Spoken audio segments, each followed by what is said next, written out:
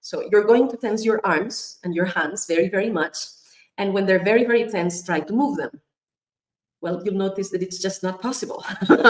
They need to be relaxed so that they can move. Yeah. Then when they're relaxed, they can move. So when you're wearing glasses, since you wake up until you go to bed and you do this for years, you actually are chronifying the tensions in the eyes that are required to see clear through those glasses. So what was just a tension at a point in time because of some stress or because of sinusitis or because of some worry now has become chronic tension. And sometimes your eyes are even as hard as a rock because there's so much tension in those muscles for so many years. And the more tension in those muscles, the less you can focus well. Yeah. So I think it was Trisha that was saying that you hadn't realized how tense your eyes were until you started palming. Yeah.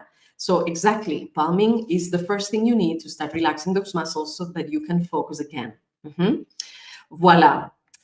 Okay, so palming is an amazing technique to relax the muscles around the eyes. One of the first times that I noticed that palming works was when I was through a stressing day and I would wake up at 4 a.m. and I couldn't sleep. And okay, what do? I would turn around and toss in bed, toss and turning. And then I thought, okay, wait, why don't I do some palming? And I would put my pillow on my chest and then my elbows and I practice for about an hour until the alarm clock rang. And I could see so much farther. So it does work. I practice also palming every night before I go to sleep. And when I wake up, most of the days, not every day, I can see clear for maybe the first minute, but it's something. So palming is very useful. To practice palming, you need your hands, maybe a pillow or a cushion. You need to relax your hand.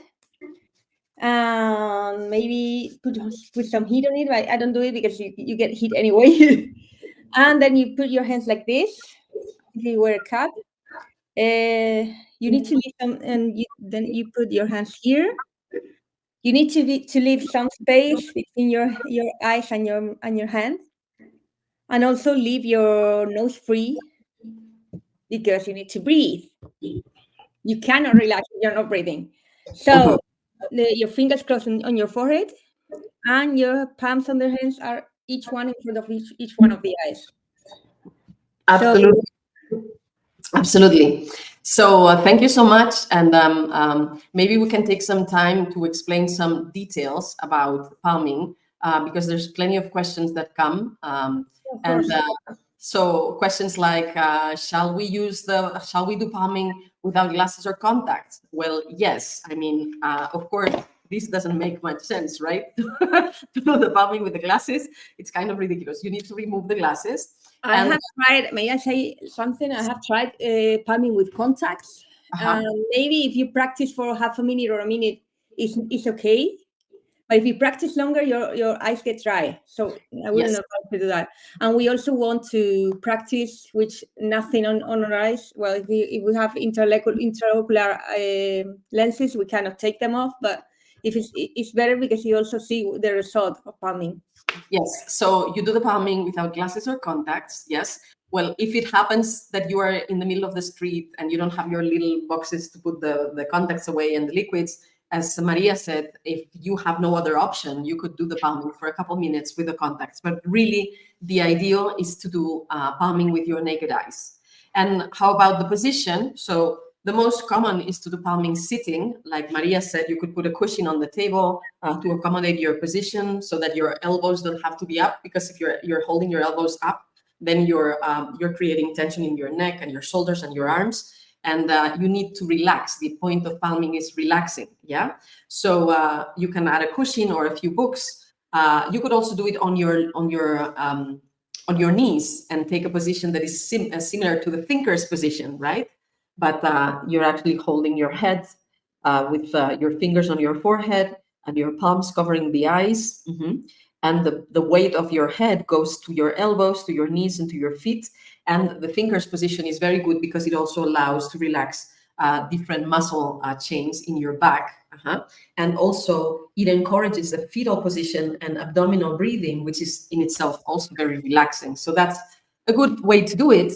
And then you can also understand that this is a position you could practice, for example, when you go to the toilet. Sometimes people are like, when do I practice palming? Well, Maria said, when you wake up or before you go to bed, these are ideal moments to practice palming, especially before going to sleep, because then you allow your eyes to relax and they can get all the benefit from all the hours that you're sleeping at night being relaxed.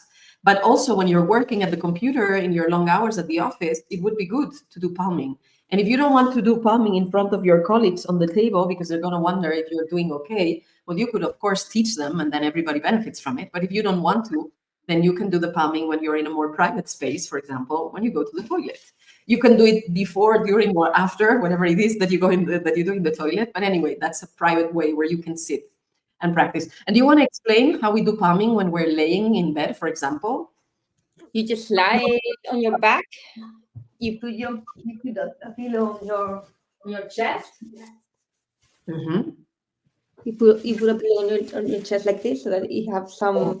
Yes, to hold the elbow. You can put your elbow somewhere, and your elbows get relaxed, and because otherwise you may get tense around your neck or your shoulders. So Yes.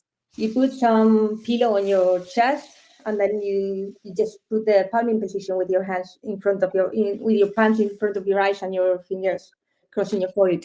Yes, indeed. You could also use a belt to keep your elbows closed so that they don't go to the sides. That's another option when you are laying. And also, people often ask, is the palming done with eyes open or closed? Right, Elia? You consider that the Wake Up Your Eyes free masterclass is officially open when we get the first question of people asking, do we do the palming with eyes closed or eyes open? With your eyes closed, because the function of palming is twofold. On the one hand, the warmth of your hands is relaxing the muscles around all the eye muscles that participate in focusing.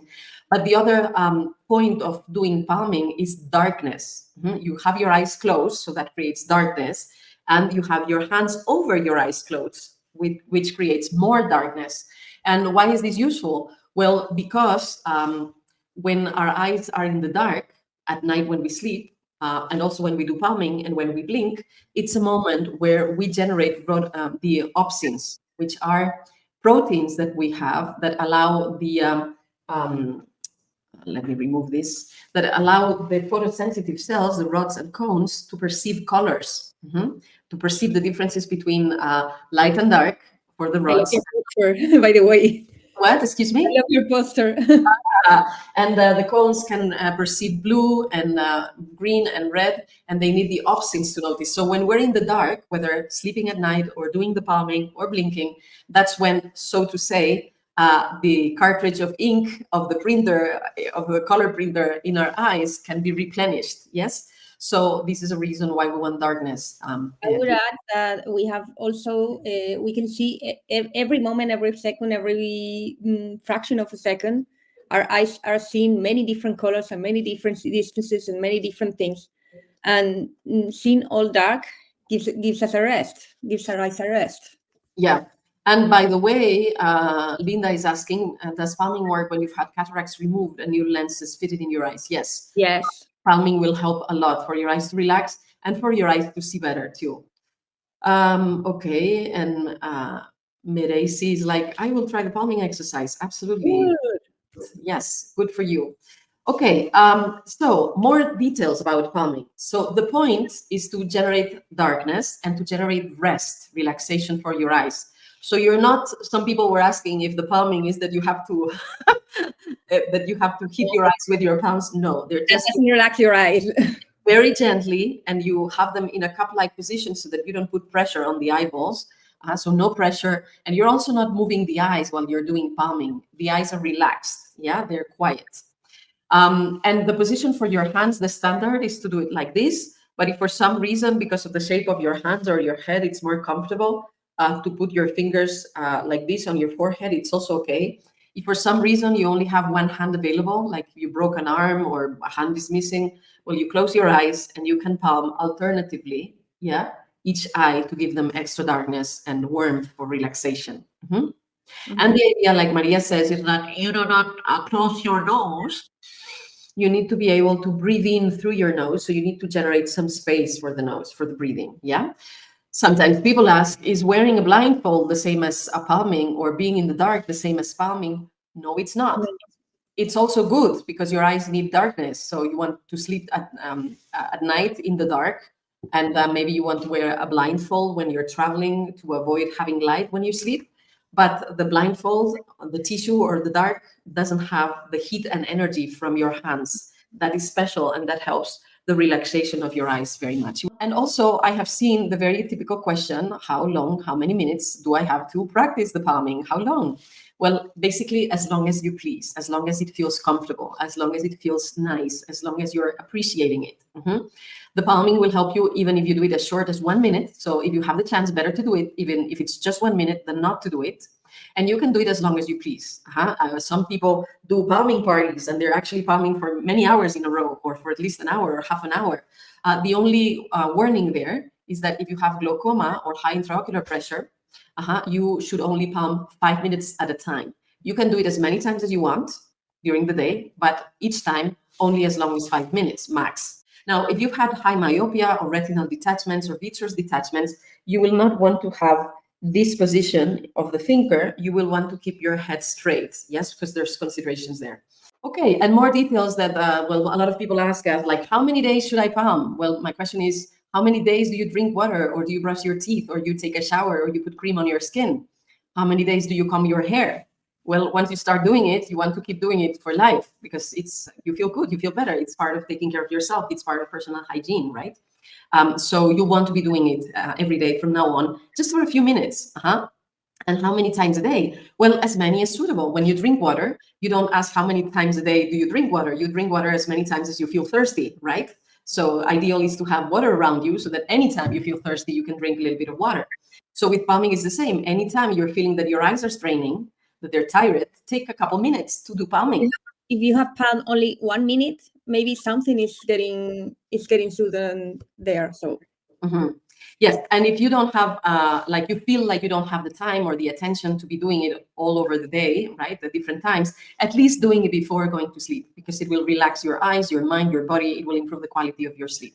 You can also do it when you're about to wake up, and it's a nice way to give a welcome into the day to your eyes. And it's a nice way to end the palming with blinking, 30 seconds of fast, very soft blinking.